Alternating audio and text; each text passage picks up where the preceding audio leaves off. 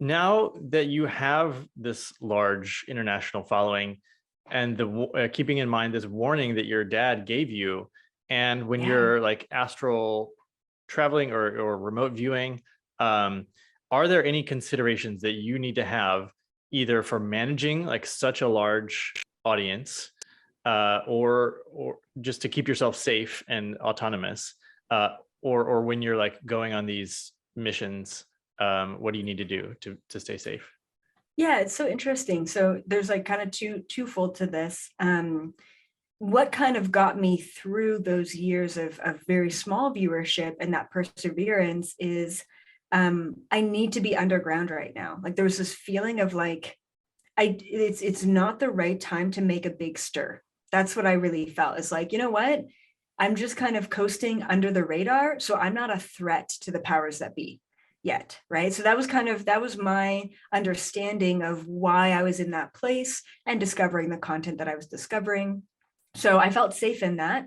Now I feel safe in the numbers, actually. So luckily, there's enough individuals that do follow my work that if anything were to happen, they would know exactly what happened, pretty much. I've said this before. I don't take drugs. I'm not suicidal. If anything happens to me, just know, you know, it wasn't me, right? So I've put that out before, only in times where I feel threatened.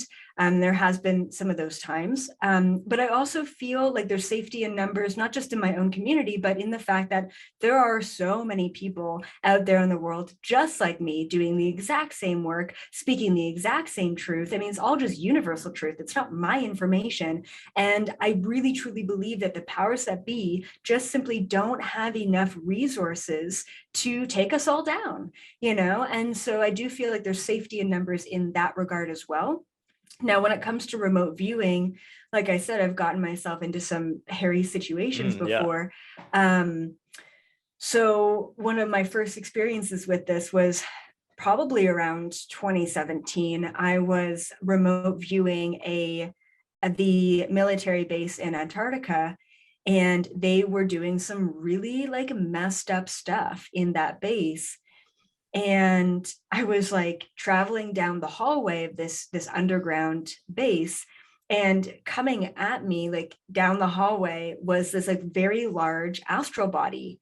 And I'm like, oh my God, what's happening? So usually I remote view or astral travel and no one can see me. Like if I was in your room right now, like you wouldn't see me. Maybe you felt watched or whatever, right? But like typically I don't get seen when I'm in that state unless I'm on the Galactic Federation ship, because they can see those other realms. Um, so anyway, so there's this giant, you know, kind of astral body man coming down the hall at me, and he seemed really pissed. And so when we kind of met down the hallway, he went like this and he pushed me, like kicked me all the way out of the base. And I'm like, what just happened? What? I'm Mm. not used to interacting with anything.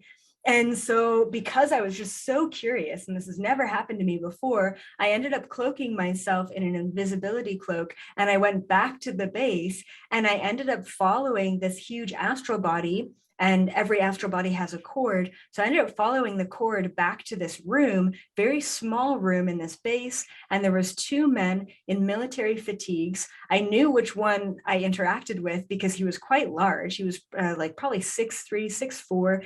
And both of them were at these kind of desks in this small room, and they were slumped over like this. And I was like, oh my goodness, these are psychic soldiers. They are remote viewing the military base for people like me to make sure that we're not around. And that's exactly why. So I do have concerns with being followed back to my body and them knowing my identity. So I do a lot of like cloaking, which tends to work most of the time. And then because I just moved to Nevada, I have this fear. Like I always used to go, I always call astral traveling or remote viewing creeping, just because, you know, you're creeping around. I don't know how else to explain it. So I always used to creep Area 51, like for many years, you know, what's going on down there? And like, what are these different levels and what's happening? So I would always, you know, go there. I did get caught a couple of times by the extraterrestrial beings that are in Area 51. They didn't really like me very much. But now that I live in Nevada and I'm like an hour away from Area 51, I'm actually kind of scared to go back and creep on Area 51, because if they did end up figuring out where I am, the military could literally just pick me up. I mean, in the physical, right? So there's a bit of this, almost like a physical threat that I feel being so close. I mean, when I was in Canada or in a different state or whatever, I felt protected in the way that I can go to Area 51 when I want, and I'm safe. But now I'm like, okay, maybe we don't go to Area 51 this year. Maybe we just hold off on that for now. But yeah, so I don't feel too threatened.